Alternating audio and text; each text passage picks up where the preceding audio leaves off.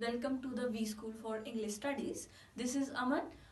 आज हम सीखेंगे कि uses of conjunctions in IELTS.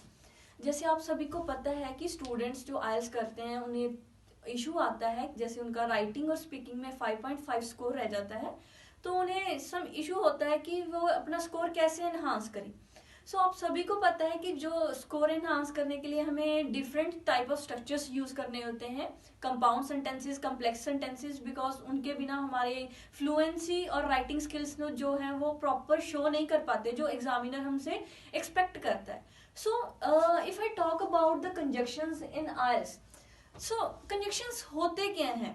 First of all, if I talk about the definition of conjunction, conjunctions are the word these help us to combine two sentences in one sentence. So basically conjunctions use इसलिए करे जाते हैं जो हमें दो independent sentences को एक sentences में कन्वर्ट करने के लिए यूज करते हैं, जैसे कि और, बट। सो आज हम सीखेंगे कि कंजक्शंस हैं क्या। बेसिकली कंजक्शंस थ्री टाइप्स के होते हैं। Firstly if I talk about the coordinate conjunction, subordinate conjunctions and correlative conjunctions. इन तीनों कंजक्शंस में सबसे ज्यादा इंपॉर्टेंट रोल प्ले करता है हमारी राइटिंग और स्पीकिंग का स्कोर एनहांस करने के लिए। If I talk about the coordinate conjunctions only, आज हम सिर्फ यही करेंगे क्योंकि ज्यादा हो जाएगा कॉम्प्लेक्स सेंटेंसेस आपको समझ में आने के लिए। सो सबसे पहले हम अगर मैं बोलूं कि कोऑर्डिनेट कंजक्शंस होते क्या हैं, so fan boy is the basic rule of coordinate conjunction. Some students को थोड़ा याद करने में थोड़ा डिफिकल्टी होती है, तो आप फैन बॉयज का रूल है जो वो अच्छे से याद कर सकते हैं। Fan boys like F means for, A for and, N for nor, B for but, O for or, Y for yet, so for so. So ये जो 6 कंजक्शंस हैं, कोऑर्डिनेट कंजक्शंस हैं, ये हमारे स्मॉल सेंटेंसेस, 2 इंडिपेंडेंट सेंटेंसेस को जोड़ने के लिए यूज होते हैं। If I talk about the four she needs to be at home for her kids.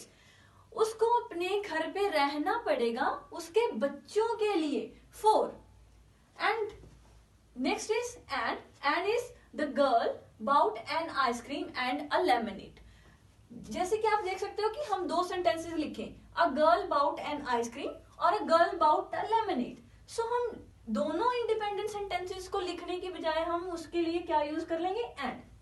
Girl bought an ice cream and a lemonade. Then उसके बाद है nor, she is neither tall nor fat. वो ना ही मोटी है और ना ही लंबी है।